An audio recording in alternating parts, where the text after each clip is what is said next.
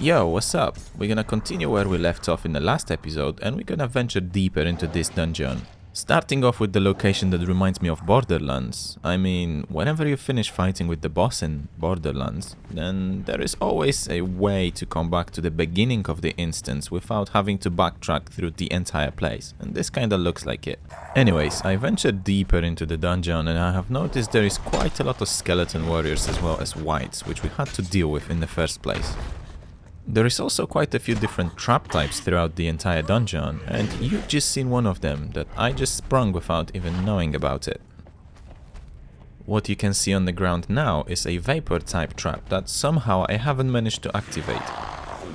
This area is literally loaded with traps, and wherever you turn there is either a wight skeleton or an armored skeleton that you have to fight with so that you can pass through. Anyway, once I was done with the enemies down below, I've noticed there are stairs that were leading up to another room. Once I got up the stairs, it didn't look like anything out of the ordinary, except for quite a few different traps around the area, as well as few chests that we could loot.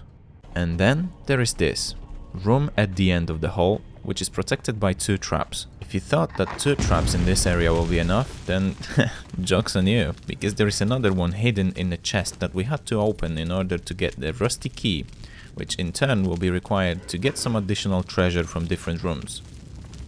Thankfully, this one didn't hurt too much.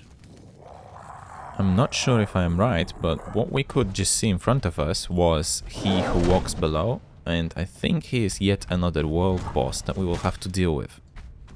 And as he was as sturdy as the Gate Guardian we fought in the last episode, I will just skip this fight for you.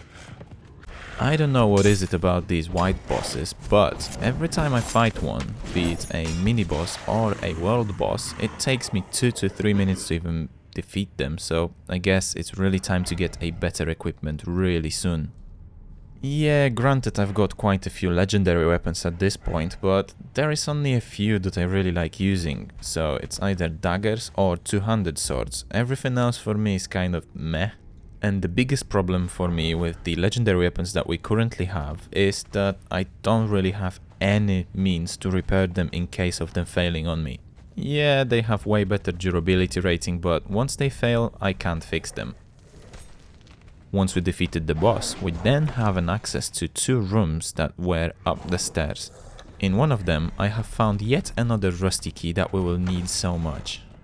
And here you have got a live demo of one of the vapor traps.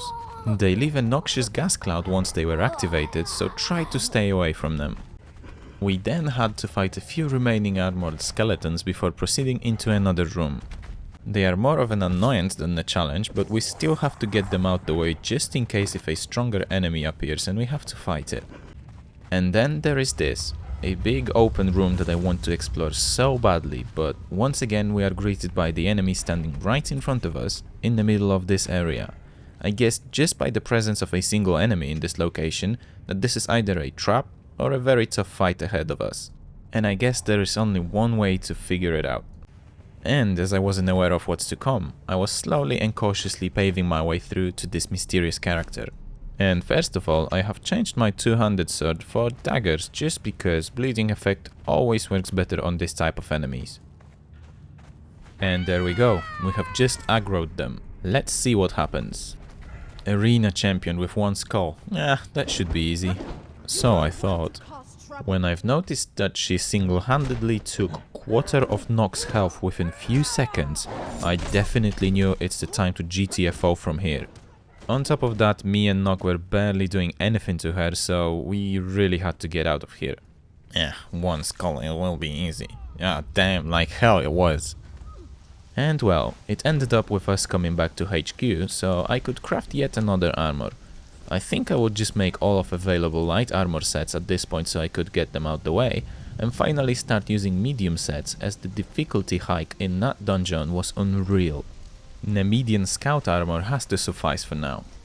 This time I couldn't stand the bright green colors on this armor, so for the first time during this playthrough, I have used dyes to change it into a little bit more suitable, dark bluish color so that it blends better with the other colors on this armor set.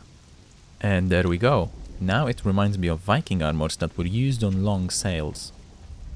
Now, my goal was to avoid this area as much as possible, at least for the time being, as I have set my destination on Sepermeru, and this time it had to happen since I want to see our old friend Conan. I like how this city is kind of just in the middle of nowhere. We found it. Now, let's get in and see how it looks from inside. I wasn't sure if they will attack or not, so I kind of took it slowly, not to make any false movements. I don't know if it was a glitch or what, but back in the day when I was playing through Alpha, they all were hostile towards me. Since it was a long journey back and forth from the Clile's stronghold, I had to refill the water skin, and what better place to do it in than the local to Sepermeru waterside oasis. Whoever an overseer is, I really wanted to take the truncheon out and see for myself, but hey, it is my first visit here, so I have to stay civilized for now. To be honest, that was close. That was very close to a tragedy. This place looks beautiful. No wonder that the city was made around here.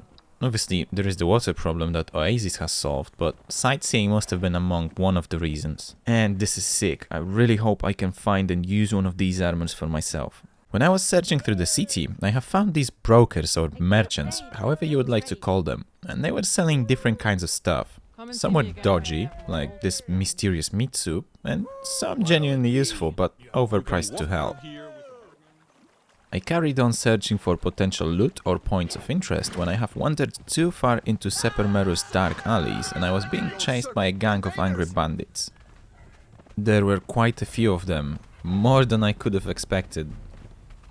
Seems that Sepermeru inhabitants live side by side with them and both groups don't bother each other, and while one group stays neutral to newcomers, other one looks for quick gain and chases whoever steps their foot on this gang's turf. Look how many of them wanted some of that booty.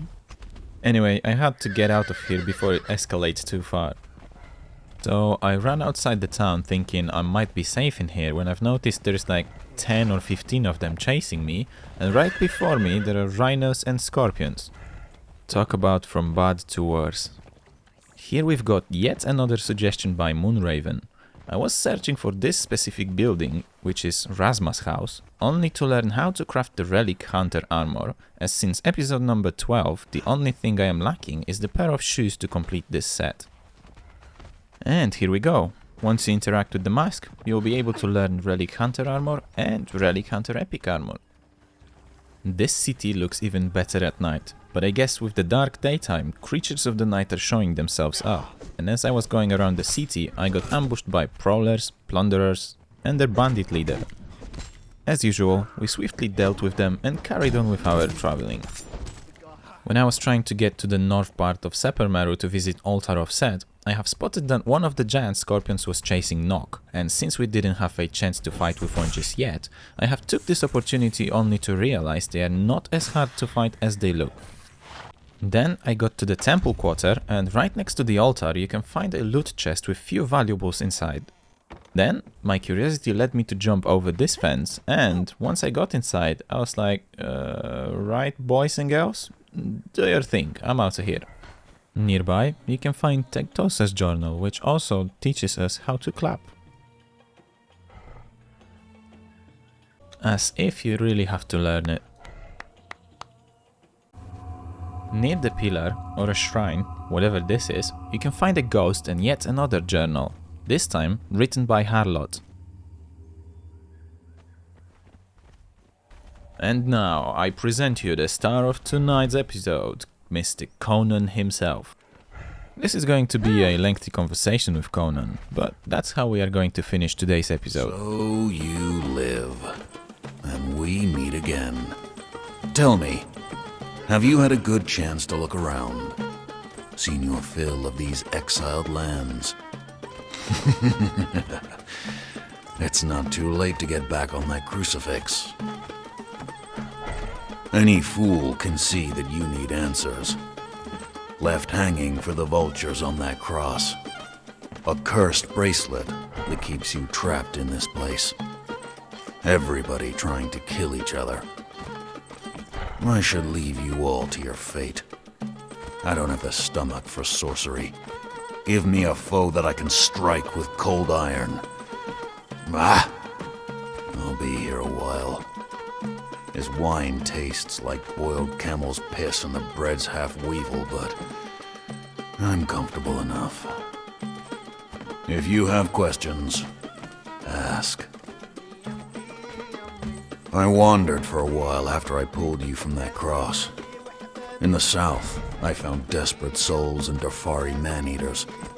In the east, apes that walked like men among the overgrown ruins of an ancient city.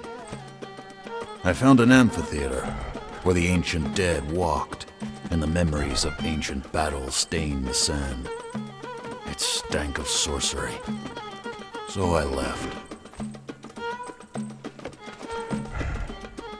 I have traveled far and seen much, from the glittering ice of Asgard to the jungle expanses of the Black Kingdoms. I have been thief, pirate, and mercenary. But nowhere have I seen gods as I see them in this land. These avatars that stalk and spread destruction in their wake. These are not gods. These are what men want gods to be. Weapons. There is a woman. I freed her from the cross just as I did you. I followed her trail across the exiled lands. I missed her here by a scant few hours. She had left in search of a map room and a way to free herself from the exiled lands. Her trail ended in the map room. She was gone and all of her companions slaughtered. Listen. If you have news of Razma of Shem, let me know. Walk warily, my twice-dead friend. Can a man drink cheap wine in peace? What do I know of sorcerers and their feuds? I do not dabble in the dark arts. But whoever and whatever put you here is a wielder of the dark arts. You are like a wolf in a trap. You struggle to flee, and yet, in the end, it will kill you.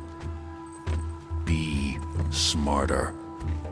Find out what they want, then hold it close. They will come for it. And then, your jaws around their throat. Just remember this. If you do succeed, if you do manage to find a way to remove your bracelet and leave the exiled lands, you will have to make a choice. Stay and be the hero of your own story, or leave and risk losing it all. The choice will be yours. Choose wisely. And as usual, thank you so much for your time. Thank you for staying here till the end. If you liked, leave a like or dislike accordingly. Drop down a comment or even subscribe. And if so, I shall see you in the next one. Deynon, out.